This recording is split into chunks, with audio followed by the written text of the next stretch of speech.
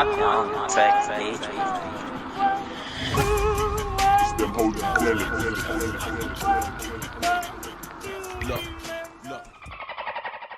a beautiful view, bro. I was literally looking at this. It's so nice. Yeah, wait till the sun starts setting, and then oh my god.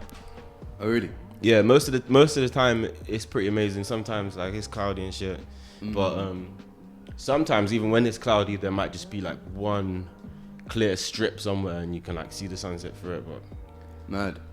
most of the time it's amazing. Yeah, because you mentioned that some of the project was written to this view, right? Yeah, so that song that just came out, The Wilderness, that was the main one. A lot of them were, but yeah, Wilderness, that was when I kind of first moved here. I think I'd watched maybe like the last half of the sunset, where it's like quite dark sort of thing, you know what I mean? And yeah, it just gave me that vibe. Kind of a little bit like because the music video is quite dark as well, you know what I mean? In terms of like lighting. Yeah, I don't know. It just gave me the vibe. Yeah. Really though, and I just went and like wrote the whole thing like maybe in like an hour or something. Mad. Sometimes it can take a little bit longer, so yeah, that was a nice one. Yeah, it's lit. And was the project recorded here as well? Yeah, the whole thing was recorded here. Actually, there's maybe like one or two songs that are actually really old. There's one or two songs on the album. I'm not gonna say what ones they are, but there's one or two songs that were recorded in 2017. Oh, mad. So I've got a song called what's it called? The Living in the Haunted Trap House one. Shit, can't remember what it's called right now. But yeah, Living in the Haunted Trap House. That song. Yeah. It's like, yeah, that shit was written in that house. Like what the song is about, sort of thing. It really fucked up house, but some good music came from there. Lost to Love was recorded there and shit. Yeah, a lot of good songs. Mad. I mean, speaking of narratives, do you wanna? What's Tears of the Dragon about? Yeah, no, this is deep. So it's a pretty cool story. So I was actually I was working on 2 albums at the same time, sort of thing. So when I was doing the Concrete Fantasia album, I was making this album as well.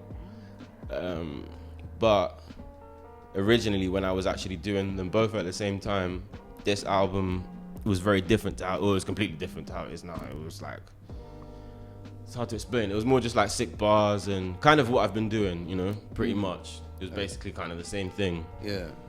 A little bit different, but yeah, basically just the same thing. I was really pleased with it. People liked it. And then I went through fucking some basically a breakup, I guess you could call it. But because the whole situation really meant so much to me, I was like, fuck. I was like really like sad about the whole thing, obviously, as you can hear on the songs. Yeah. But because this is what I do, this Onoe Caponoe shit, at the same time as being really sad, I was like, oh shit, I've got some heat now, you know what I mean? Yeah. Because all of the albums from Surf or Die to now have literally just been about pretty much the previous year, you know? Yeah. And I've kept that going, and I feel like it's worked well, and it's been kind of interesting. So the original plan for it just weren't really saying much, you know? So then when this happened, I was like, oh shit, now, okay, yeah, the clouds parted, you know what I mean? Like God has given me this situation. So yeah, I decided to just ditch everything that I'd done. And that previous album, I'd actually made maybe like 4 versions. Okay, So I sent it to the label. They were like, yeah, cool. And then I was like, nah, it can be better. I made a whole different album. I did that 4 times before I went through this situation. So they were a little bit pissed with me. And then I did it again. Like, no, seriously, wait, I've got this idea and shit. And then, yeah, I was also super excited about it because a couple years ago, I had this idea of just listening to old soul music or funk music, or even kind of like, I don't know how to explain it. I don't know if it's called surf music, but like kind of like 1950s.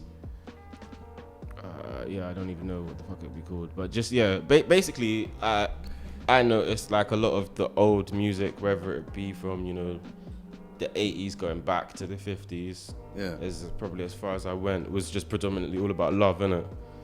Okay. And that's all of the shit that I'd be hearing like growing up and stuff, and I always thought I was really, really cool.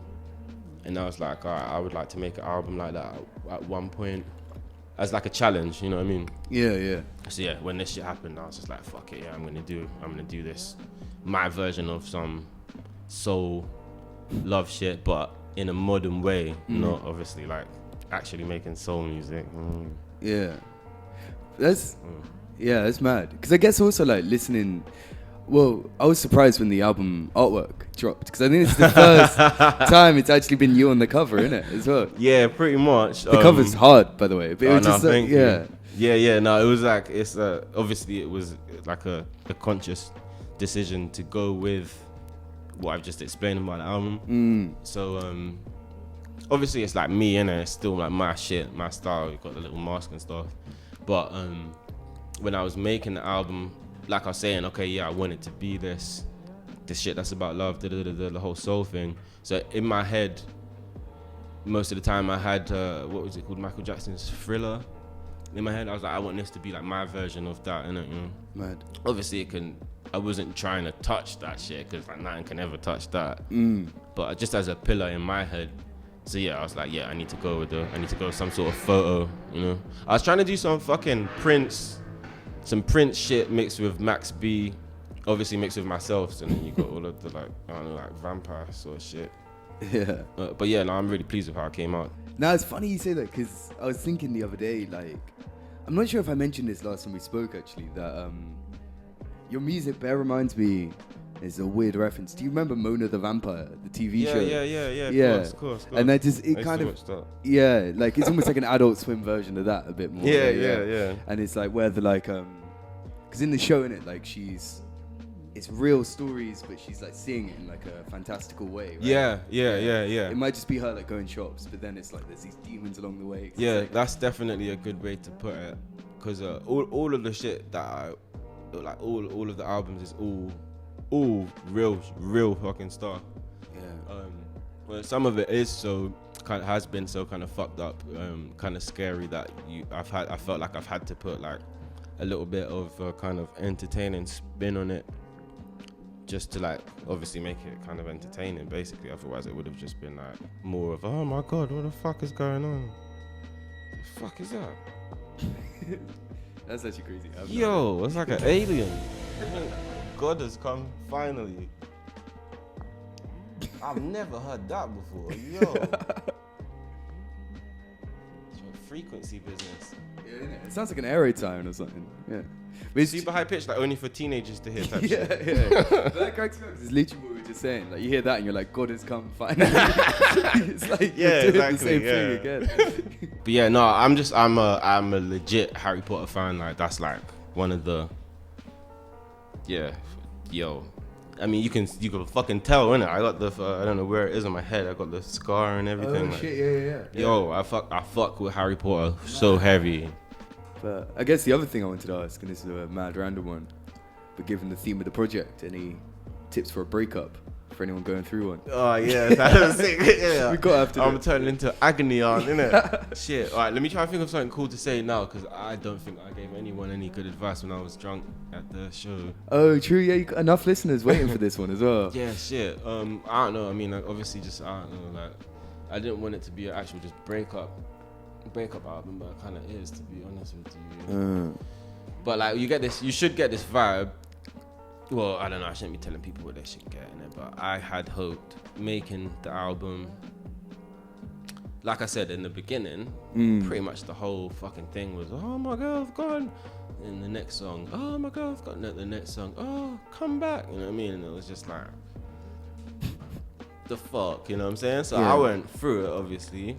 I went through it like we all do, but then, you know, I guess this like almost like a metaphor for the actual thing. In making the album, I realized, you know, like people are gonna listen to it, but like what I said earlier about wanting to help a bit in it, or like have my music have a point to it. So it didn't have no point if I was just moaning about the shit.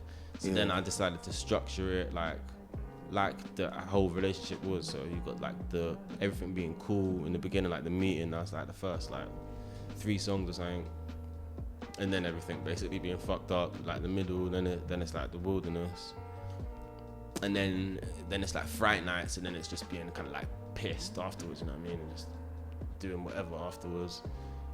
But then what the fuck are you gonna do? You know what I mean? What are you gonna do? Like, you can't. That's why I had to take those songs out. Like, you can't you really can't just be in the sorrow of it forever. Like, you got shit to do, you know? Yeah. Fuck? Like, yeah, you can't. So then I tried to put in just a little, I can't really explain it, but then it kind of switches up a little bit. Then it goes back to it towards the end, like, because you might still have them feelings, you know what I mean? But I don't know, man. You just got to fucking stay strong, and I guess maybe it helps if you have something that you're trying to do with your fucking time, like maybe like what I was doing with the album and shit. And if you don't, then try and find something, innit? Because everybody has some shit that they should be doing to enjoy their time, I think. So yeah, put that, just do what I fucking did, innit, in your own way. Put that energy into something else that you can actually see and shit, you know what I mean? Like, and something that's positive, you know what I mean? Be an alchemist with it, and just in terms of flipping that shit. So I felt so fucking bad, like you can hear from some of the music and what I'm saying. But look at it now, you know? And it's no disrespect, obviously no disrespect to the girl on that end, but it's like, yeah, I've had to like turn that into like a beautiful story, innit? Because it meant something to me. So now it's giving me the vibe to create something beautiful out of the fucked upness, you know what I mean? And I don't want nothing else out of the situation. But I've created something, you know what I mean? That like other people, I don't know, fucking create something, I guess. Yeah, it's beautiful. I think that's the best advice, genuinely. Yeah. It's a pretty good place. Cool it. Yeah. That's what we can do, baby. Yeah. Well, I think, what do they say on like Dragon Ball Z or something? Like, next time on Dragon Ball Z? Because I feel like the next one's gonna be as mad as this one, isn't it? Oh yeah, we're coming for you, baby. Definitely. Yeah. God knows where it's gonna be, but it's gonna be good. Yeah. That's for sure. But yeah, thank you so much for this, my brother. Nah, it's all good, bro. Smashed it. It's been beautiful.